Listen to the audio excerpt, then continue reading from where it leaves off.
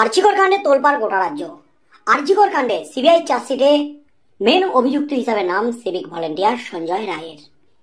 সঞ্জয় রায়কে একমাত্র অভিযুক্ত হিসাবে দেখা নয়, কিন্তু রাজ্য রাজনীতিতে রীতিমতো ঝড় উঠে গেছে। শুধুমাত্র রাজনৈতিক মহলে নয়, বিভিন্ন মহল থেকে, এমনকি জুনিয়র চিকিৎসকরা যারা আন্দোলন চালাচ্ছিলেন তারাও কিন্তু প্রশ্ন তুলে দিয়েছেন।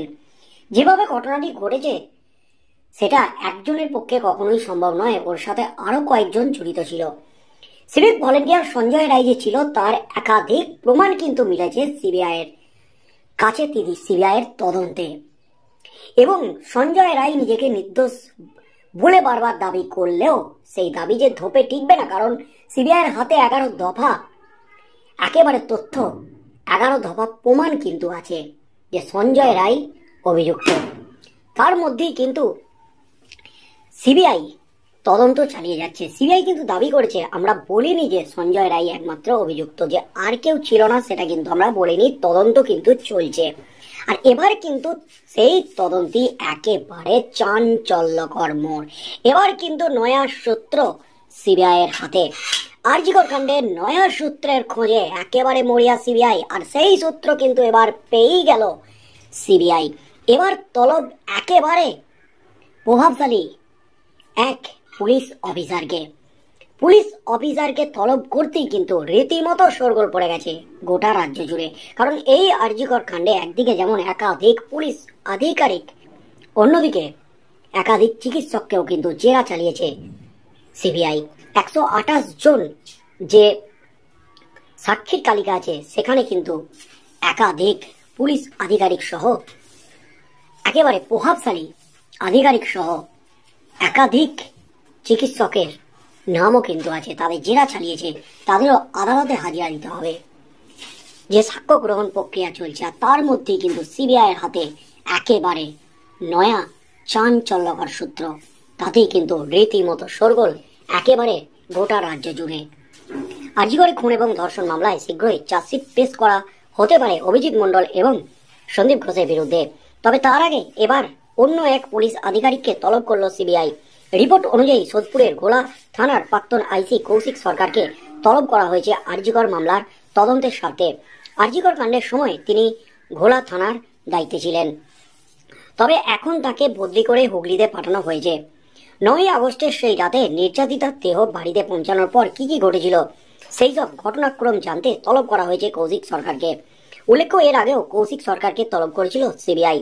আর এবার টালা থানার প্রাক্তন ওসি অভিজিৎ মণ্ডল এবং আরজিকরের প্রাক্তন অধ্যক্ষ সন্দীপ ঘোষের বিরুদ্ধে চার্জশিট তৈরির আগে আরও একবার সেই পুলিশ আধিকারিককে ডাকা হলো একেবারে তদন্তের জন্য।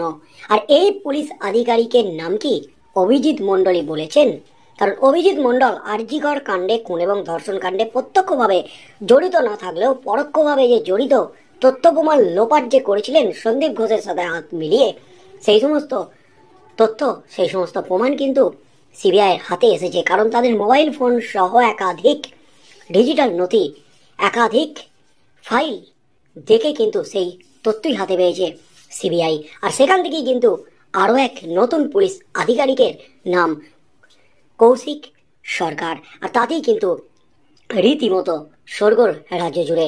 উল্লেখ্য, আরজিকর মেডিকেল কলেজ ও হাসপাতালে তরুণী ট্রেনি চিকিৎসক ধর্ষণ ও খুনের ঘটনার তদন্তে নয়া প্রমাণের খোঁজ শুরু করেছে সিবিআই। এহেন পরিস্থিতিতে ফের আরজিকর হাসপাতালের 5টি ভিভিআর ও 5টি হার্ড ডিস্ক পরীক্ষার জন্য সিএফএসএল-এ পাঠিয়েছে কেন্দ্রীয় তদন্তকারী সংস্থা। এর আগেও আরজিকর হাসপাতালের একাধিক ইলেকট্রনিক ডিভাইস পরীক্ষার জন্য সিএফএসএল-এ পাঠিয়েছিল সিবিআই। আর এবার এই ডিভাইসগুলি পাঠিয়ে সিবিআই দল জানতে চাইল চিকিৎসকের দেহ উদ্ধারের পর হাসপাতালের সার্ভার থেকে কোনো তথ্য মুছে ফেলা হয়েছিল কিনা। প্রসঙ্গত, আরজিকর কাণ্ডের পর তথ্য প্রমাণ লোপাটের অভিযোগ উঠেছে টালা থানার তৎকালীন ওসি এবং আরজিকরের তৎকালীন অধ্যক্ষের বিরুদ্ধে। দুজনই আপাতত জেলে। তাদের বিরুদ্ধে এবার চার্জশিট দিতে পারে সিবিআই। আরজিকর হাসপাতাল এবং টালা থানার 9 এবং 8ই আগস্টের যে সিসি ক্যামেরা ফুটেজের একাংশ মুছে ফেলা হয়েছিল বলে অভিযোগ করা হয়েছিল, সেই আবহে কয়েকদিন আগে আনন্দবাজার পত্রিকার এক রিপোর্টে সিবিআই আধিকারিকদের বরাত দিয়ে দাবি করা হয়েছিল প্রযুক্তির সাহায্যে সেই মুছে যাওয়া ফুটেজের প্রায় 70% উদ্ধার করা হয়েছে। সেই ফুটেজের ফরেনসিক পরীক্ষাও করানো হয়েছে। এই বিষয়ে আনন্দবাজার পত্রিকাকে নাকি নাম প্রকাশে অনিচ্ছুক এক সিবিআই অফিসার জানিয়েছিলেন, ফুটেজ মুছে ফেলা হলেও ফরেন্সিক পরীক্ষায় ডিজিটাল ভিডিও রেকর্ডার থেকে তার অনেকটা অংশ পুনরুদ্ধার করা সম্ভব হয়েছে।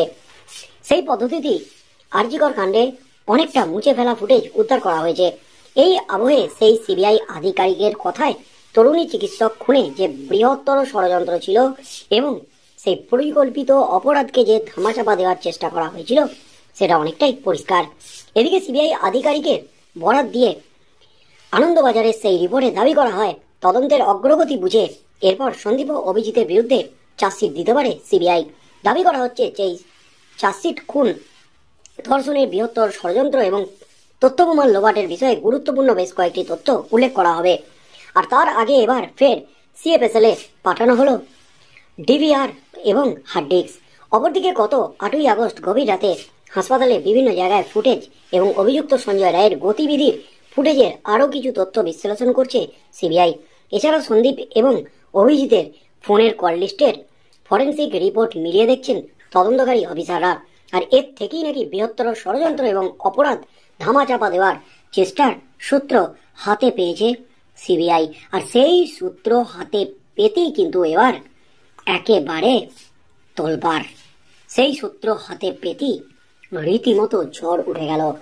তবে চার্জশিট কিন্তু খুব শীঘ্রই পেশ করতে চলেছে টালা থানার ওসি এবং সন্দীপ ঘোষের বিরুদ্ধে সিবিআই। আর সেই চার্জশিট পেশ করলেই কিন্তু স্পষ্ট হয়ে যাবে আরজিকরের খুন এবং ধর্ষণ কাণ্ডে কি ধরনের যোগ ছিল তাদের। কারণ আরজিকরের দুর্নীতিকাণ্ডের অন্যতম মহানায়ক এই সন্দীপ ঘোষ। তিনি যেখানেই গেছেন সেখানেই মোটামুটি দুর্নীতির আঁতুর ঘর বানিয়ে রেখেছেন। আর সেই রকমই কিন্তু এবার আরজিকর কাণ্ডের একেবারে বিস্ফোরক তথ্য সিবিআই এর হাতে। এবার কিন্তু নয়া এক পুলিশ আধিকারিককে তলব করলো সিবিআই। কারণ সেই পুলিশ আধিকারিককে তলব করা হয়েছে জানার জন্য যে নির্যাতিতার দেহ বাড়িতে পৌঁছানোর পর ঠিক কি কি ঘটেছিল, কারা এই দেহ সৎকারের জন্য তাড়াতাড়ি করেছিল। কারণ নির্যাতিতার পরিবার দাবি করেছিল তারা দেহ সংরক্ষণ করে রেখে আরো একবার ময়না তদন্তের জন্য দাবি করেছিল। কিন্তু সেই দেহ সংরক্ষণ করা তো দূরে থাক, তাদের হাত থেকে কার্যত দেহ ছিনিয়ে নিয়ে সেই দেহ দ্রুততার সঙ্গে দাহ করা হয়েছিল। সেখান থেকে কিন্তু একাধিক প্রশ্ন তুলে দিয়েছে বিভিন্ন মহল। তাই এবার কিন্তু দায়িত্বে থাকা সেই পুলিশ আধিকারিক কৌশিক সরকার, যাকে এখন হুগলিতে পাঠানো হয়েছে, সেই কৌশিক সরকারকেও কিন্তু ছাড়ছে না সিবিআই। তাকে কিন্তু তলব করেছে জেরার জন্য। আর তারপর পরই কিন্তু একেবারে বিস্ফোরণ ঘটতে চলেছে সিবিআই এর চার্জশিটে। সঞ্জয় রায় ছাড়াও দ্বিতীয়, তৃতীয়, চতুর্থ ব্যক্তি কারা ছিলেন এই আরজিকর কাণ্ডে, বড় সড়ো কিন্তু বোমা ফাটতে পারে 2-1 দিনের মধ্যেই, এমনই কিন্তু খবর উঠে আসছে সিবিআই সূত্রে। তাই আগামী দিনে কি হতে চলেছে এই আরজিকর কাণ্ডে এবং যে পুলিশ আধিকারিককে জেরার জন্য তলব করা হলো তাকে জেরা করে ঠিক কি কি তথ্য উঠে আসে, এই আরজিকর কাণ্ডের নয়া কোনো সূত্র উঠে আসে কিনা, এবং যে সূত্রগুলো উঠে এসেছে কৌশিক সরকারকে জেরা করে ঠিক কি প্রমাণ পায় সিবিআই, কি হতে চলেছে, নিজেকে বাঁচাতে কি দাবি করেন এই পুলিশ আধিকারিক, সেদিকে চোখ থাকবে গোটা রাজ্যের।